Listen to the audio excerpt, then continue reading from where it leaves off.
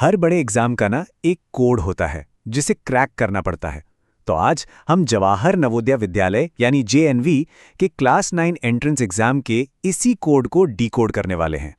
अच्छा, जब कोई बड़ा चैलेंज सामने आता है ना, जैसे कोई एंट्रेंस एग्जाम, तो सबसे बड़ा सवाल यही होता है कि भाई शुरू कहाँ से करें, मतलब पहला कदम क्या हो। तो इसी कंफ्यूजन को दूर करने और एक सीधा रास्ता बनाने के लिए आज हम अरिहंत की जेएनवी क्लास 9 की तैयारी वाली किताब का एक गाइडेड टूर करने वाले हैं। चलिए देखते हैं कि कामयाबी का रास्ता आखिर है कैसा। ठीक है, तो चलिए शुरू करते हैं और सबसे पहले ये समझते हैं कि इस एग्जाम के मैदान में उतरने से पहले इसके खेल के नियम क्या हैं।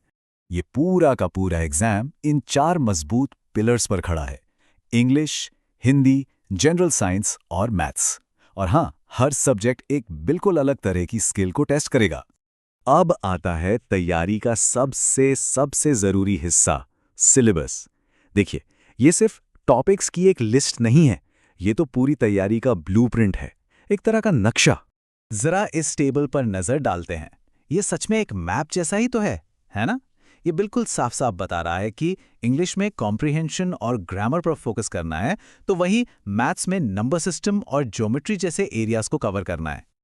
और जब थोड़ा और अंदर झांकते हैं तो देखिए टॉपिक्स कितने मजेदार हैं। एक तरफ तो स्पेस के रहस्य हैं, सोलर सिस्टम, तारे, और दूसरी तरफ एल्जेब्रा का सॉलिड लॉजिक। मतलब काफी कुछ है कवर करने को।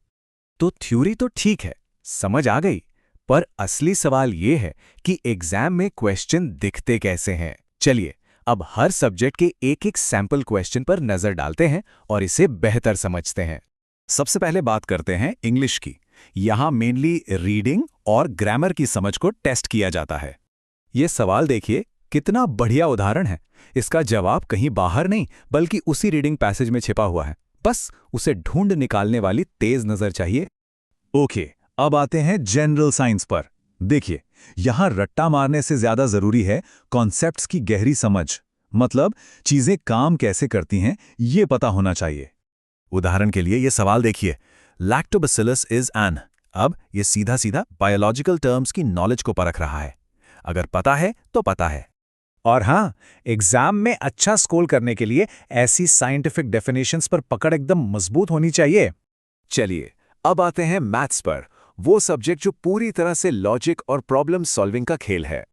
जरा इस सवाल को देखिए, ये एक टिपिकल लीनियर इक्वेशन प्रॉब्लम है। इसे सॉल्व करने के लिए बस स्टेप बाय स्टेप ध्यान से अलजेब्रा का इस्तेमाल करना है। और जब सारे स्टेप्स सही से फॉलो किए जाते हैं तो हम पहुंचते हैं अपने फाइनल आंसर पर, 38। बिल्कुल सटीक, कोई कंफ्यूजन नहीं। और आखिर में आता है हिंदी का सेक्शन।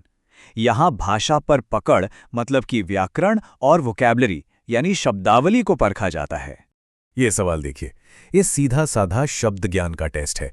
पूछा गया है कि स्वतंत्र शब्द का विलोम, मतलब उल्टा शब्द क्या है।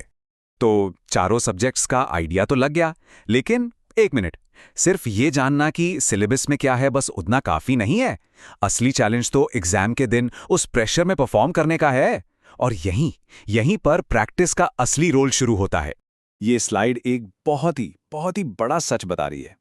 देखिए, थ्योरी जानना तो बस फाउंडेशन है, नींव है, लेकिन उस ज्ञान को टाइम लिमिट के अंदर प्रेशर में इस्तेमाल करना, वो असली स्किल है। और वो स्किल सिर्फ और सिर्फ प्रैक्टिस से ही आती है।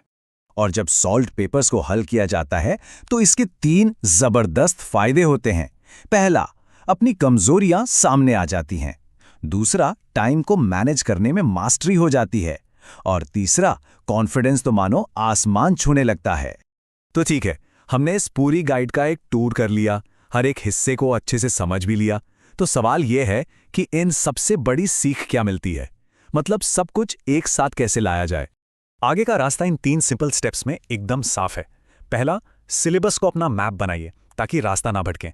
दूसरा, चारों सब्जेक्ट्स के कॉन्सेप्ट्स को गहराई से समझिए, मतलब उस रास्ते पर चलिए।